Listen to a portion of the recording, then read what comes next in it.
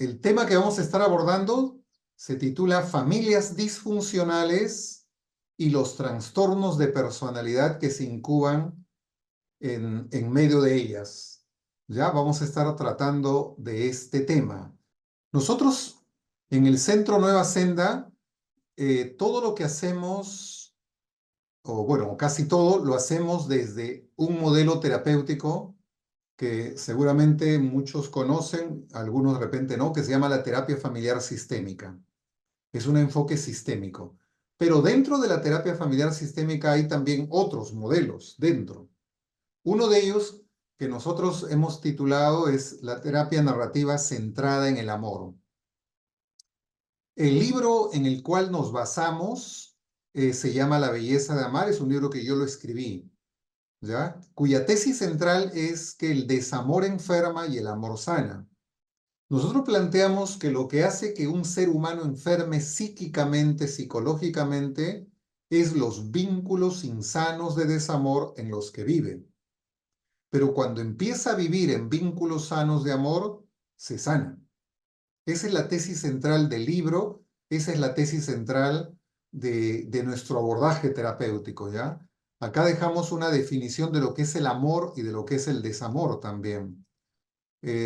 Ustedes pueden entrar a este link donde hago la presentación del libro. A ver, Claudia o quien está conmigo, les pueda pasar este link de La belleza de amar, la presentación del libro, ¿ya?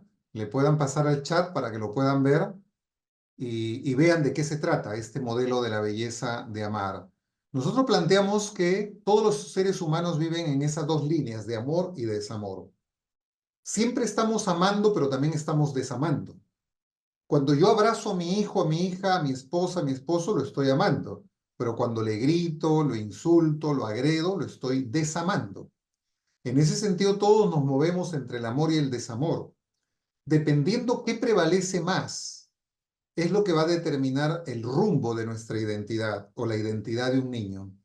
Si un niño vive más en vínculos de desamor, de maltrato psicológico y o físico, pues su identidad tomará un rumbo insano, una identidad lisiada, una identidad con trastornos de personalidad, desde leves, moderados hasta severos.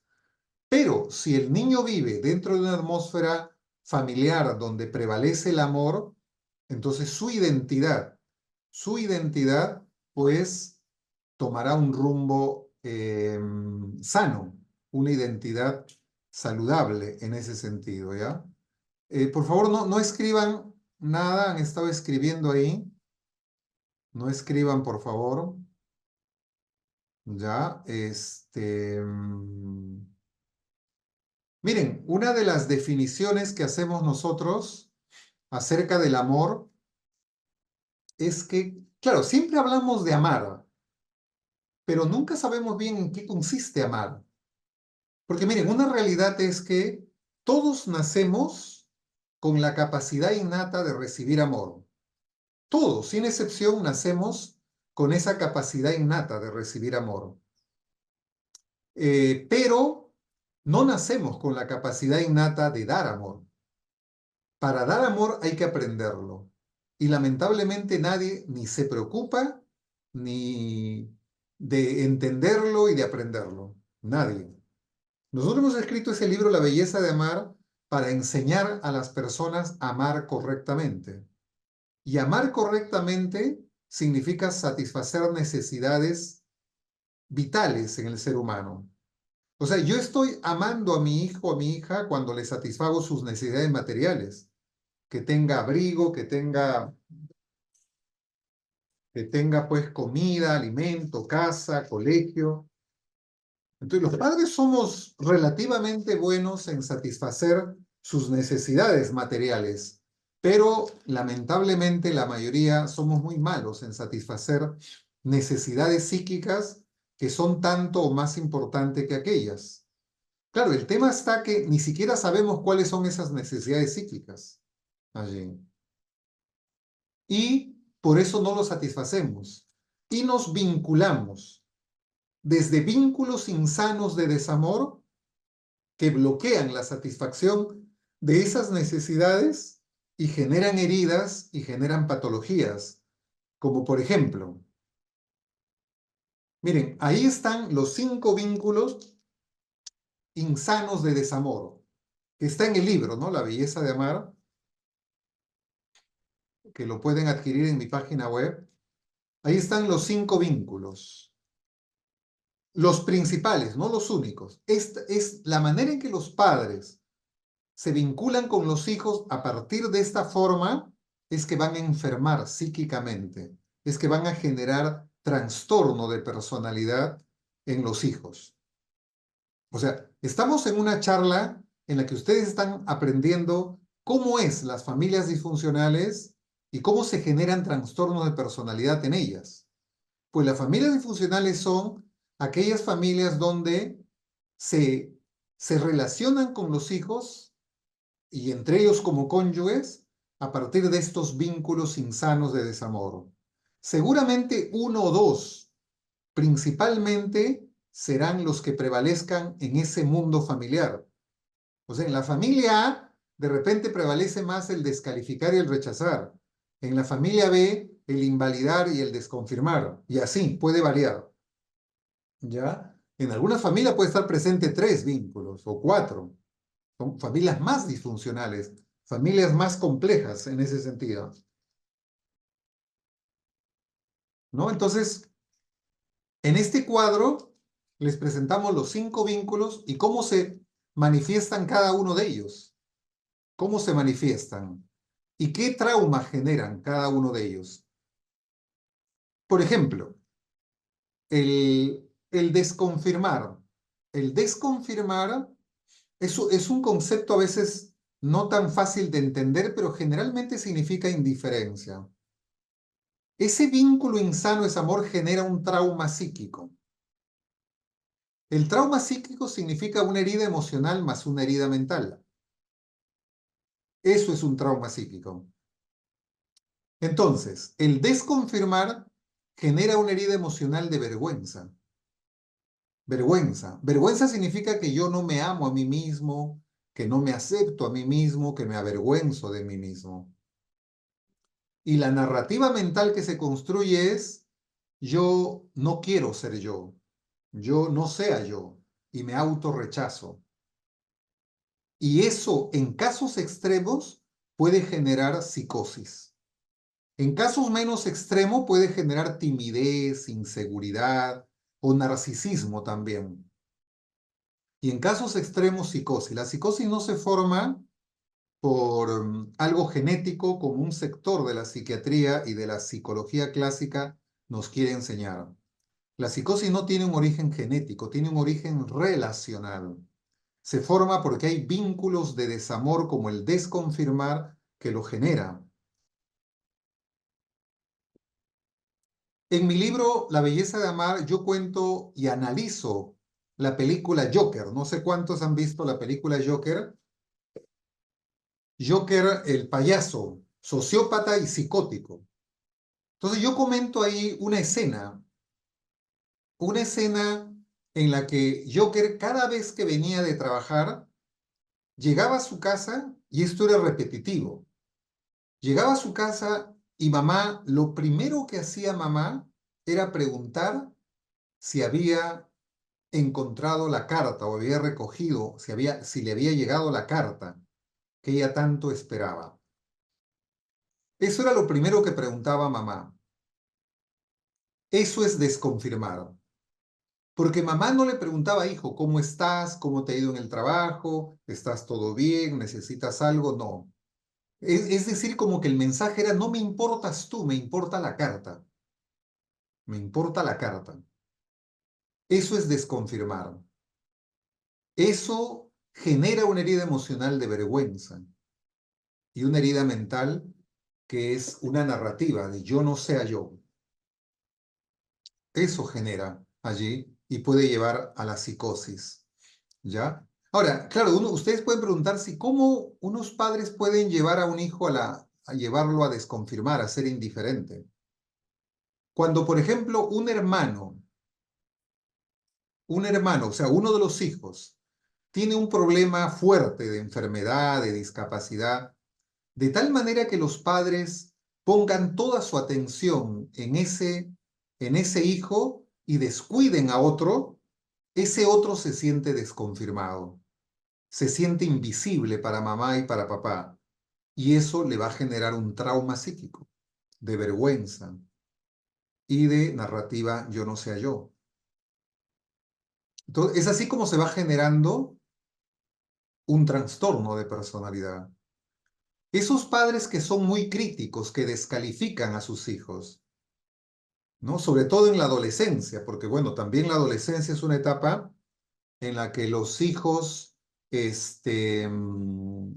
pues nos dan uno y mil motivos para poder criticarlos. Son desobedientes, transgresores, temerarios y todo, ¿no?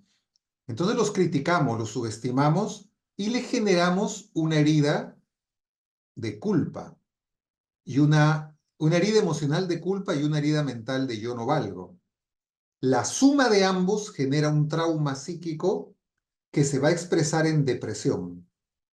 Una depresión que puede ser, digamos, leve o puede ser moderada o puede ser severa. Depende, ¿no? Cómo se ha vivido la intensidad del vínculo de desamor llamada descalificación. Entonces, estas son las formas erradas en que los padres se vinculan con los hijos y le generan traumas psíquicos.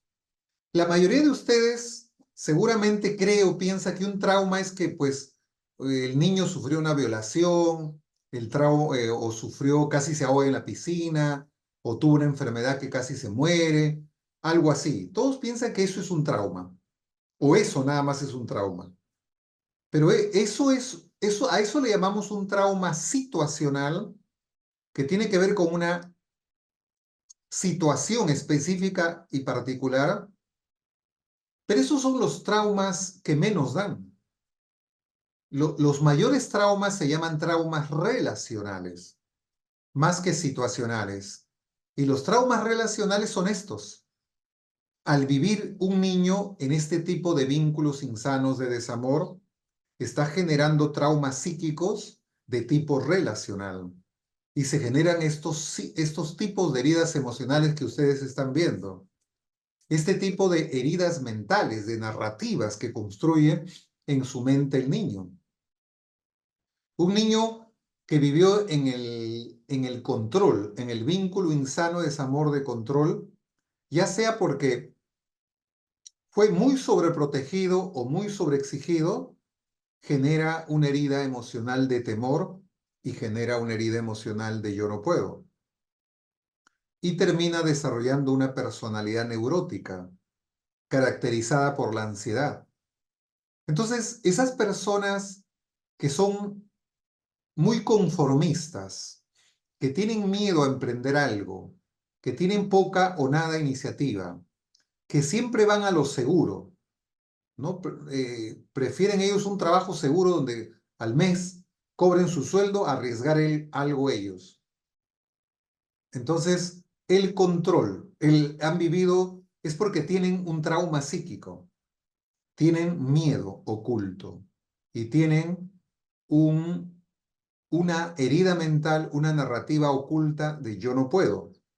Claro, en la conciencia no aparece con toda claridad y que diga yo no puedo, pero lo que va a aparecer es cuando se le presenta un desafío, un proyecto, no van a decir yo no puedo, pero lo van a decir de otra manera. Van a decir, no, es que eso es muy arriesgado, eso está difícil. No, eso no va a salir, eso está complicado. No, eso no es así como dicen. Entonces busca uno y mil pretextos. Es una persona que se ha hecho un experto en esbozar pretextos y excusas para decir que no se puede hacer, que no se debe de hacer. Y es porque tiene una herida psíquica. El triunfador es más arriesgado, se equivoca, pero lo intenta nuevamente y sale adelante. Entonces, estas son algunas de las formas en que los padres se vinculan con los hijos de manera errada, de manera pues, inusual, inaudito, que no deberían ser así, ¿no?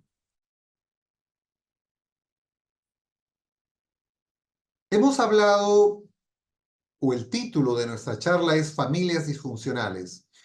Ahora les voy a mostrar tres tipos de familias disfuncionales y esta es una propuesta de Juan Luis Linares.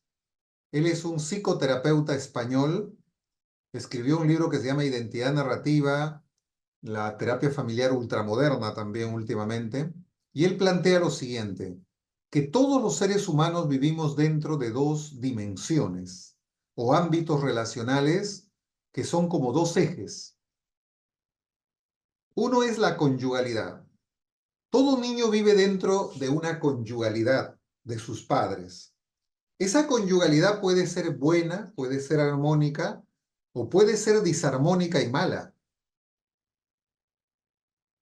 El niño vive dentro de ese rango.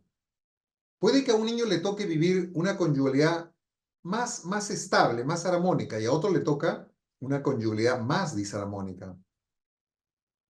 Entonces, esa es una dimensión en la que él vive, el niño, el hijo. La otra dimensión es la parentalidad.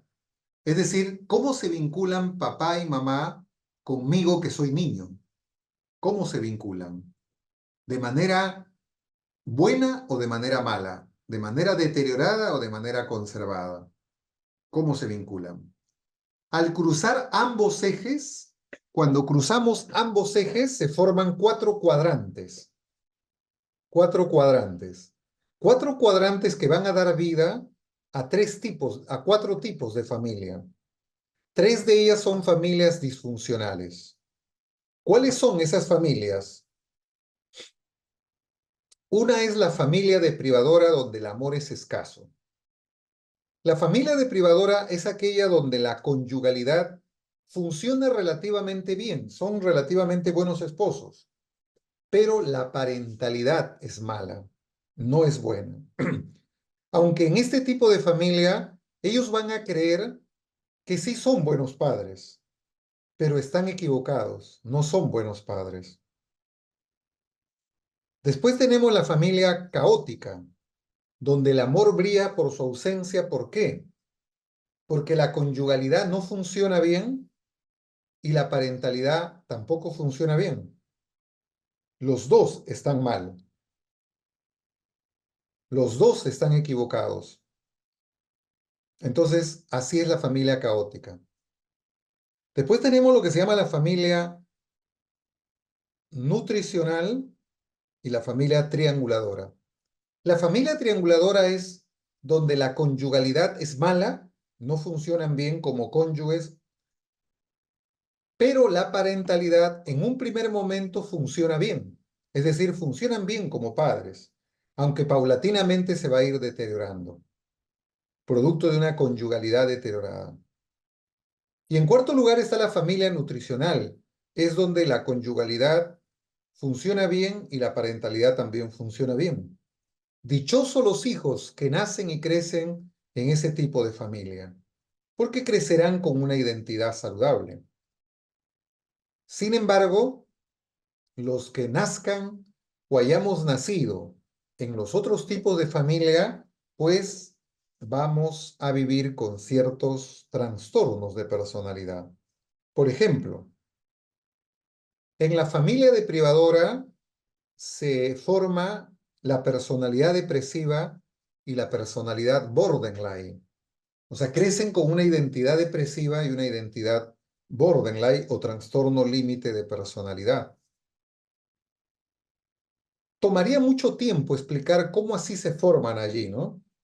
Nosotros en el diplomado de formación de terapeutas nos toma un mes entero trabajar solamente el tema de depresión y después otro mes el tema de borderline para explicar cómo es que se han formado en este tipo de familia.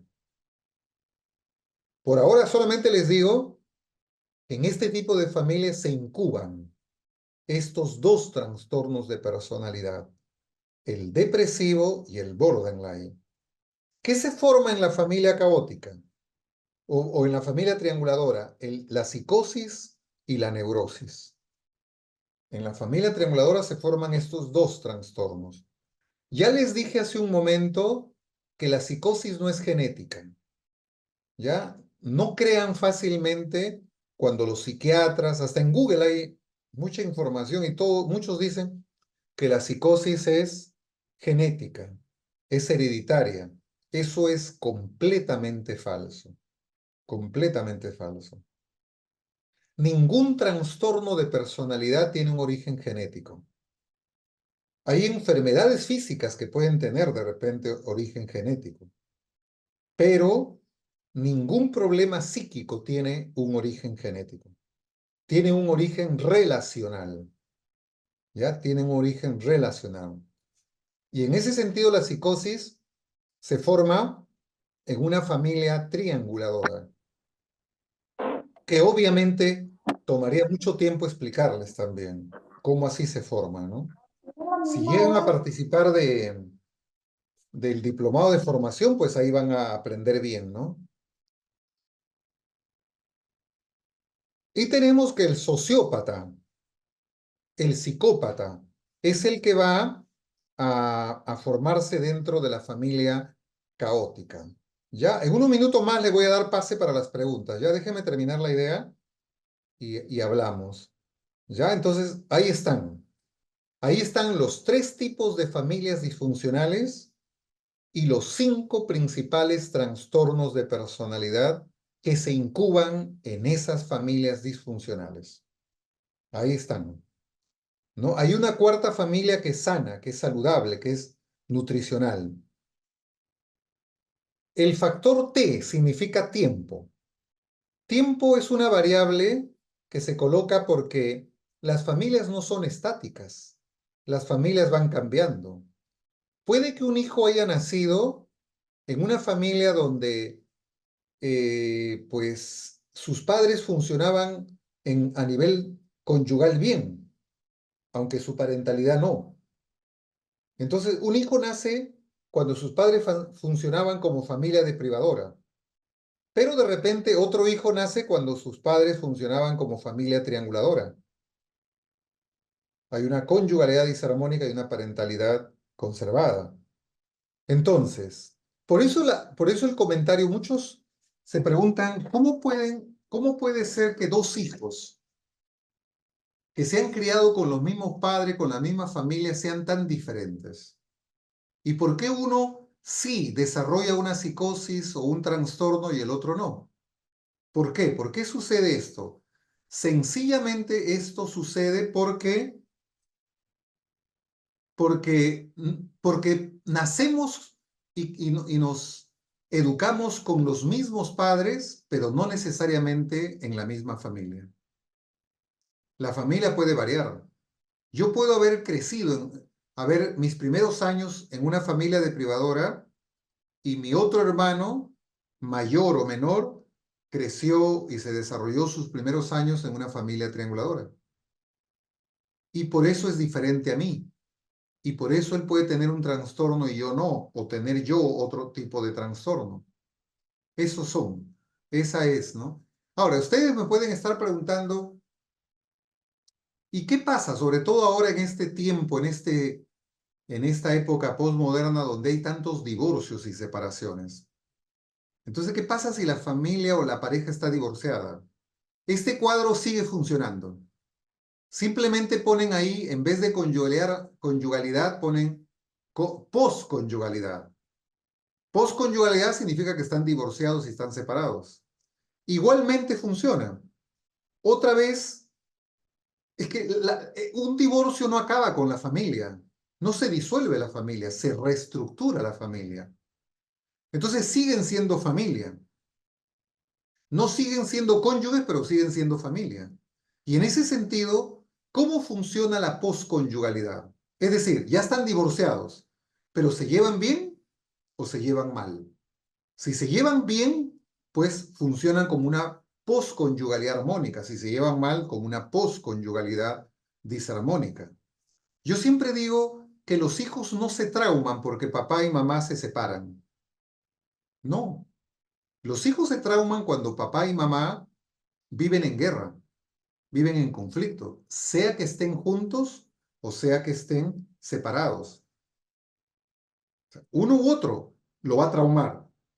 No depende de que se hayan divorciado o estén casados.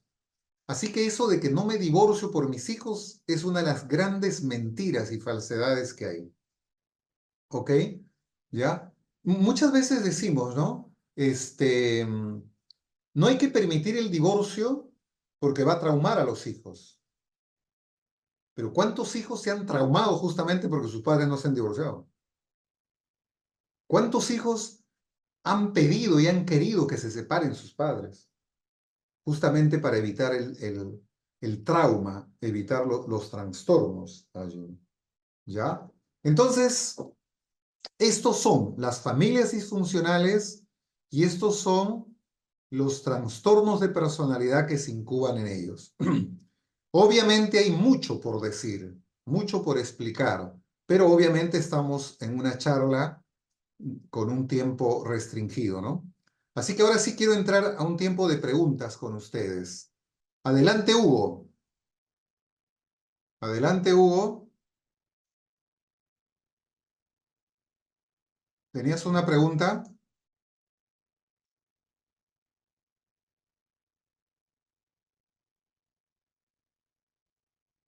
A ver si le Buenas habilitan el micrófono de noches. repente. A ver, Hugo no tiene audio, solamente tiene video. Entonces vamos a pedir a las personas que quieran hacer sus consultas que levanten la mano y les vamos a activar el micrófono, por favor.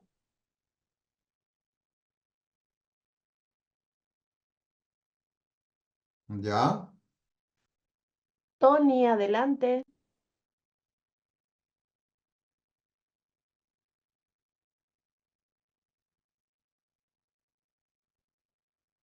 Adelante, Buenas Tony. tardes, doctor. Buenas Buenas tardes. tardes. Buenas, buenas. Un cordial saludo desde Arequipa, Perú. En verdad, Ah, muy agradecido por esta charla que nos está dando. Mi pregunta está relacionada a lo siguiente. ¿Estas familias disfuncionales pueden continuar a pesar de que los hijos sean mayores de edad, ya sean profesionales, por ejemplo? claro, ahí hablaríamos más ya de una conyugalidad, que siguen siendo una familia con los hijos, pero ahí tu pregunta estaría dirigido más al tema conyugal. Y el tema conyugal igual sigue siendo bueno o malo, depende cómo se lleven. Los hijos ya pueden haber salido y la pareja pues está bien o está mal en sus relaciones. Entonces, es eso lo que podría pasar, ¿no? ¿Qué más? ¿Quién sigue? La separación de padres, eh, luego de que sus hijos ya son mayores de edad, ¿eso genera o continúa el trauma para los hijos No, no, o es no, para los eso ya no afecta en nada. Cuando ya los hijos son adultos, eso no afecta ya lo que pase, la relación que vivan los padres. Afecta cuando son niños y un poco también cuando son adolescentes, pero después ya no afecta en nada. Les da tristeza, un poco de dolor, pero trauma no, nada que ver, ¿no? A ver, adelante, ¿quién sigue, Claudia? ¿Bio o quién? Bio, adelante. Adelante, Bio. Buenas tardes, doctor. Mi consulta es, ¿cómo se va a desarrollar el diplomado? ¿En cuánto tiempo? ¿Cuándo son los temas? ¿Cómo se va a llevar los temas? Eh, la duración del tiempo, los materiales. No, no te eh, entiendo bien, no, no se oye bien este ¿Me Bio. escucha? ¿Me escucha ahí? ¿Ahí me A ver, escucha? ya, mejor. Quería saber cómo se va a llevar los módulos durante el tiempo que se va a llevar el diplomado. Ya, ese es uno, el tiempo, ¿cuántas horas va a durar por cada sesión que vamos a tener en el diplomado? Ya, eso lo vamos a estar respondiendo más adelante, pero te adelanto que son como 2 horas y media semanales. Doctor, perdón, este diplomado va a ser intensivo los días Ah, sábados. y van a tener 1 hora con usted los días viernes, aparte de los días sábados. Esa información se las vamos a hacer llegar junto con el brochure, donde van a poder encontrar el temario, el perfil de los ponentes y toda la información adicional se las mandamos al WhatsApp, por favor.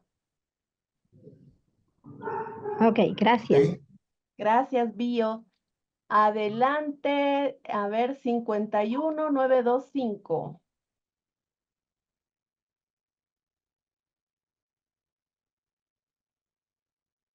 A ver, ¿no está listo, Claudia? Avanza al otro. Sí. A ver, dice Infinix X6817. Sí, buenas tardes. Buenas. Doctor, buenas tardes. Mi nombre es Never Salazar Gómez, de Colombia. Mi pregunta es,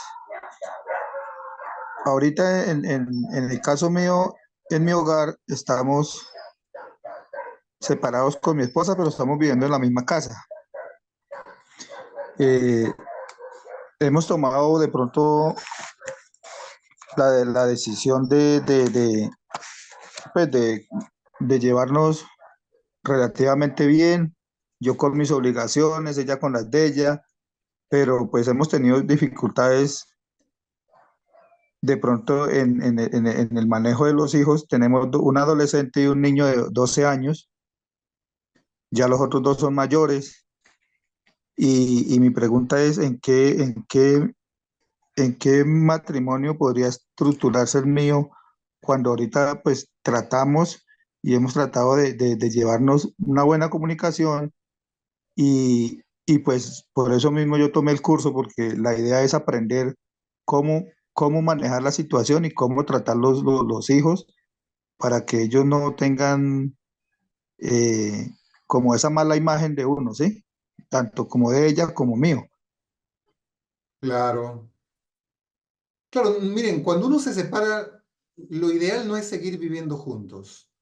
Pero yo entiendo que a veces no se puede, la realidad exige que se sigan juntos. En ese caso hay que ser claro con los hijos también, y sobre todo a esa edad que son adolescentes, no hay que dejarlo que lo sobreentiendan. Hay que hablarles claramente, ¿no? Que estamos separados, pero estamos viviendo en la misma casa y bueno, el que funcione va a depender mucho de que pues cómo se llevan, porque separados o no separados, ¿cómo es el vínculo conyugal? ¿Se llevan bien o se llevan mal? Y el llevarse bien no significa no pelear, ¿ah? Los silencios y las distancias también es llevarse mal y también los hijos lo respiran de esa manera, también. Así que habría que ver eso. Y lo segundo, habría que ver, pues, si dentro de ese contexto, cómo está funcionando tanto la parentalidad como la conyugalidad.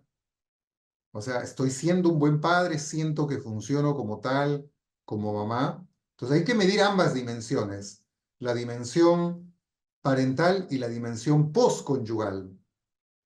Hay que ver y hay que darnos cuenta cómo están los hijos. ¿Son hijos que los vemos saludables, sanos, inteligentes, que estudian, buenos hijos o hay problemas en ellos?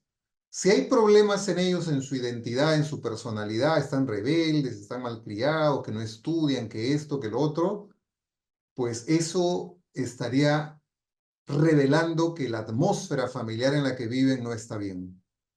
Finalmente ellos son los termómetros para decirnos cómo va la conyugalidad o posconyugalidad y cómo va la parentalidad. El termómetro no soy yo que lo diga, que nos llevamos bien y que yo soy buen padre o buena madre. No, eso no es. La conducta de los hijos es lo que nos van a decir si estoy haciendo bien o estoy haciendo mal las cosas, ¿no? Ok, adelante. ¿Qué otra pregunta, Claudia? Patricia, adelante. Adelante, Patricia. Prendan Buenas sus noches. cámaras, porfa, mejor para verles y vernos. Ya, por Hola, favor, buenas prendan sus noches. cámaras. Adelante, adelante, Patricia. Sí, respecto al último cuadro que ha compartido, tenía algunas inquietudes. Entiendo que esto se refiere a la afectación y los posibles trastornos de personalidad que puedan tener los hijos dentro de estas familias, ¿no? Por las relaciones Sí. de la pareja. Em, ¿Cuál sería, en todo caso, la ventana, hablando en tiempos, ¿no? Las ventanas hablando en tiempos de desarrollo, hablando de las ventanas de desarrollo, que nosotros tenemos o tendríamos para poder intervenir, ¿no? Sí, Con estos niños, con estos jóvenes, con estos chicos, ¿no? Por ejemplo, Papá, que debería un poco tirado por ahí. en el caso, no sé, padre narcisista, madre ausente, Ves ¿no? Y comprando. tenemos A ver, Armida, adolescentes, perdón, Armida está prendido su micrófono. Ya, sigue, Patricia. ¿no? A ver, le decía, ¿no? Por ejemplo, un caso típico, ¿no? Donde tenemos un padre narcisista, una madre que es un poco ausente y que también sufre por violencia doméstica y tenemos dos adolescentes, ¿no? Pongámosle 14 y 18 años. Que han vivido y que han crecido en todo este tema de violencia por parte del padre y al mismo tiempo aprendiendo indefensión por parte de la madre, ¿no? Entonces, ¿cuál sería nuestra ventana para poder intervenir efectivamente con estos chicos? O sea, ¿Te refieres a nosotros los terapeutas o a qué te refieres? exacto, sí, como psicólogos. Claro, va a depender de qué tipo de disfuncionalidad en la identidad de los hijos haya. ¿Ya? Es lo primero, hay que hacer un prediagnóstico. ¿Es depresivo? ¿Es medio rasgos sociopáticos? ¿Borderline?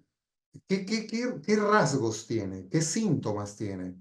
En base a eso, yo hago un prediagnóstico y lo segundo que voy a hacer es en qué tipo de vínculos, en base a ese diagnóstico, qué tipo de vínculos ha vivido o está viviendo. Entonces hemos compartido ahora también los 5 vínculos insanos de desamor. Entonces, en el curso ya les enseñamos cuáles son los opuestos de estos 5 vínculos insanos de desamor. Porque así como hay 5 vínculos insanos, hay 5 vínculos sanos de amor. Y la terapia nuestra consiste en detectar esos vínculos insanos en que ha vivido para sanarlos llevándolo a los vínculos sanos de amor.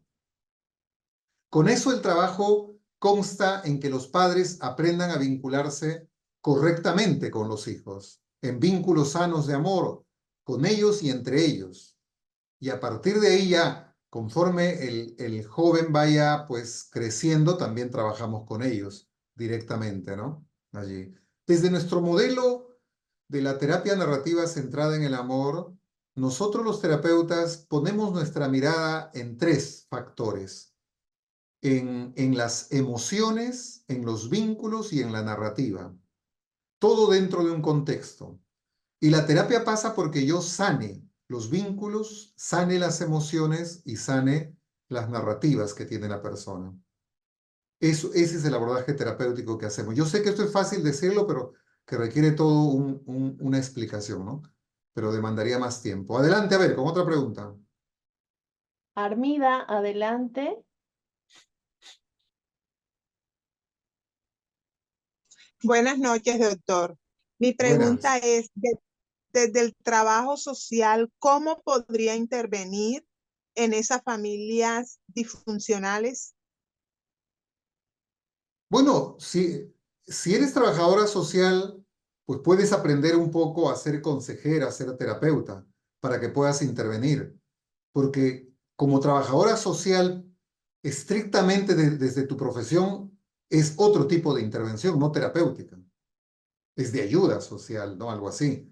Entonces, nosotros tenemos en nuestra formación a muchos trabajadores sociales que se convierten en terapeutas. Y en ese sentido, pues, complementan su trabajo de su profesión de trabajadoras sociales en terapeutas. Se complementan en ese sentido, ¿no? Adelante, a ver. Prendan sus cámaras, porfa, ¿ya? Les pido Pedra, eso. adelante. Buenas tardes. Yo tengo una pregunta. Mi hija fue diagnosticada con el rasgo de personalidad borderline. Pues la estuve llevando mucho tiempo a terapias, tal vez 2 años, después de que falleció su papá. Yo quisiera saber si es que eso pudo ser un motivo pues, para ese rasgo que se desarrolló en ella, el fallecimiento de su papá cuando ella tenía 9 años, porque Ujú. pues fue un fallecimiento pues, de un momento a otro, abrupto, y pues Ah, ella ok. era muy, muy mimada por su papá. Puede ser, porque la ausencia es rechazo. La ausencia es rechazo. A los 9 años la niña lo puede haber codificado como mi papá me abandonó, mi papá no me ama, mi papá me rechazó. Lo puede tomar así. Y el vínculo insano de desamor asociado al borderline, al TLP, es el rechazo. Entonces puede ser eso, pero yo necesitaría explorar más en el ámbito familiar para poder confirmar lo que ahora planteo como una hipótesis, para en base a eso también plantear una estrategia terapéutica para ayudarla a salir de eso, ¿no? Es lo que te puedo decir. Adelante con el siguiente. Andrea, adelante. A ver, Andrea, adelante. Prendan su cámara, porfa, otra vez les digo. ¿Está Andrea ahí o no? Bueno, pasamos a Ruth Edith Mejía, por favor. Ok, a ver, Ruth. Buenas tardes, doctor. Gracias por su charla, muy ilustrativa. Quería ponerle un caso y con una pregunta. Una pareja de esposos, más de 30 años de casados, 2 hijos, el esposo militar y la esposa maestra de escuela. Y bueno, han criado los dos a sus hijos y han obtenido logros, ya son profesionales. Uno se ha casado, el varón, y la señorita se ha ido a vivir sola. El, el señor, el papá, maneja el concepto de que será por su misma profesión militar, de que las expresiones afectivas, los abrazos, los besos, no, no debe existir. Eso atrasa a la persona. Y él se manejó a través de la formación que dio a sus hijos con ese criterio, ¿no? Cuando eran chicos dice que era papachón, pero ya, jóvenes, ya, no. Las distancias del caso, pero él siempre decía, el mejor afecto es darles lo que sea necesario para contribuir a su desarrollo. Sus hijos son profesionales, como le digo, y ya están fuera de casa. Pero se ve que los hijos, de alguna manera, él tienen cierta distancia, no hay, se dan la mano. Acá en Perú somos afectuosos, ellos viven en Estados Unidos. Entonces, ¿qué me dice usted? Las manifestaciones afectivas a través de las caricias, abrazos, besos, en demasía o en carencia, ambos son malos en el sentido de que no contribuyen, por ejemplo, ser muy afectivos, como es este caso. Ok. Las caricias son un vínculo sano de amor. Está en el libro, ¿no? Las caricias son un vínculo sano de amor y el ser humano, el niño, necesita de cariño expresado en caricias allí. La carencia obviamente lo va a afectar. Ahora, el exceso de caricias tiene que ser un exceso extremo para que lo pueda dañar. Claro, lo que podríamos decir es, le doy caricias, pero no le doy disciplina. Entonces es ahí donde puedo, sí, dañarlo. Pero si logro un equilibrio entre caricias y disciplina, porque disciplina también es otro vínculo sano de amor, pero una disciplina en su dimensión sana, ¿no? Entonces ahí podríamos hablar de que puede estar mal, ¿no? Pero definitivamente esa narrativa de que las caricias son malas, que muy mucho y todo, pues tiende más a justificar el que no sepa darlo bien, ¿no? En ese sentido.